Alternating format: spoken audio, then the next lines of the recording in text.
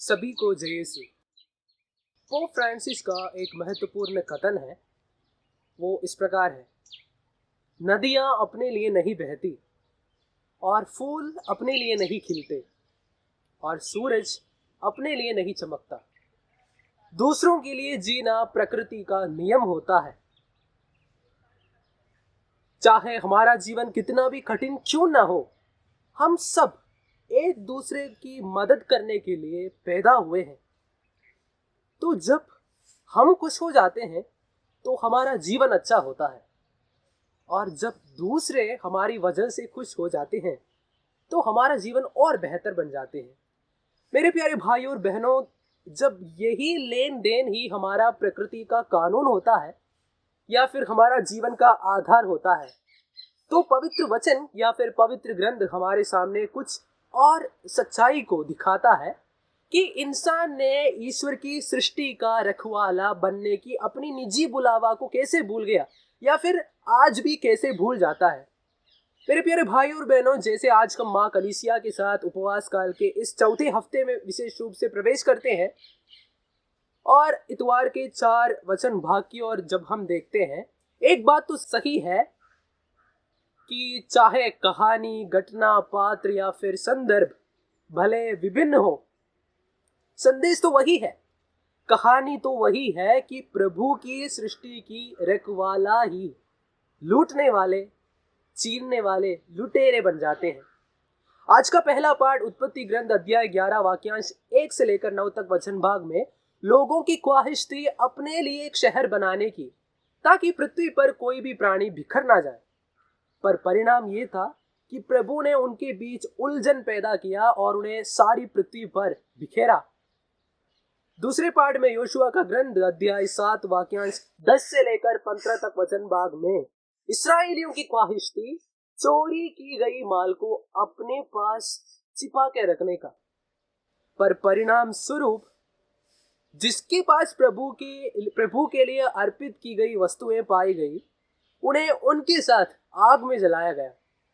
और वैसे भी आज का पवित्र सुसमाचार संतुमत्ती द्वारा घोषित पवित्र सुसमाचार अध्याय 21 वाक्यांश 33 से लेकर 44 तक वचन भाग में भी असामियों का भी ख्वाहिश वही थी कि भूमिधर के जरिए प्राप्त की गई धाकबारी पर कब्जा करने की, और उसके लिए उन्होंने उनके नौकरों को मारा पीटा, किसी का हत्या कर दी और उनके एकलौते पुत्र को भी मार डाला। पर परिणाम होता है उनका सर्वनाश।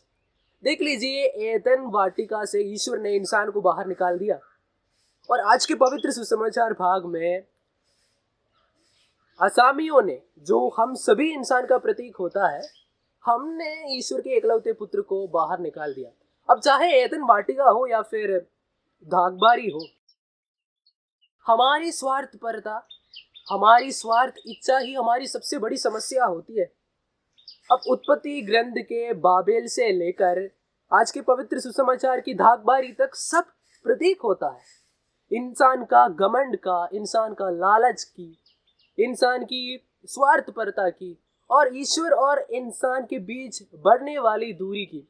हम सब एक बात को अपने मन में याद रखें कि अगर आज हम प्रभु को दूर रखते हुए या फिर प्रभु को हटाते हुए अपनी जिंदगी की बाबेल बनाने में अगर हम व्यस्त हैं, तो समझ लीजिए कि वह दुनिया या फिर वह राज्य जिसे हम अपने पैसे से या फिर अपने काबिलियत से, अपने समय से, अपने अधिकार से बनाते जा रहे हैं, सिर्फ वो ही नहीं पर हमारा पूरा जीवन ही चकनाचूर होने वाले हैं। क्योंकि पवित्र वचन कहता है संतुमत्ती द्वारा घोषित पवित्र सुसमाचार अध्याय 21 वाक्यांश 42 में कि कारीगरों ने जिस पत्थर को बेकार समझकर निकाल दिया था, वही पत्थर कोने का पत्थर निकला।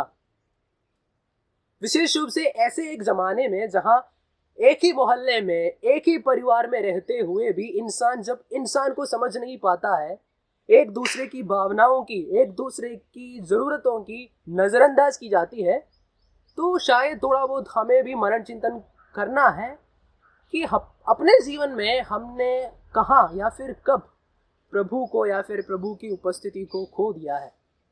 क्योंकि जहाँ प्रभु की अनुपस्थिति है वहाँ फूट है और सारी प्रकार की भिन्नता है, और जहाँ प्रभु है वहाँ समझ है, समझदारी है। और वही हम प्रेरित चरित अध्याय 2 वाक्यांश 4 में देखते हैं कि पेंतकोस्त के दिन वे सब पवित्र आत्मा से परिपूर्ण हो गए और पवित्र आत्मा द्वारा प्रदत्त वरदानों से भिन्न भिन्न भाषाएं बोलने लगे। कहने का मतलब है, जब इंसान ईश्वर की आत्मा से संचालित है तो इंसान दूसरे इंसान को समझने लगता है। मेरे प्यारे भाई और बहनों, इस उपवास काल में जैसे विशेष रूप से हम प्रभु ईसा मसीह के क्रूस मरण पीड़ा सहन पर मरण चिंतन करते हैं, हम ईश्वर की सृष्टि की रखवाला बनने की अपने निजी बुलावा को याद रखें और उसके लिए प्रभु से विशेष रूप से कृपा मांगे। प्रभु हम सबको आशीष दे, पिता, पुत्र और पवित्र आत्मा के नाम पर, आमीन।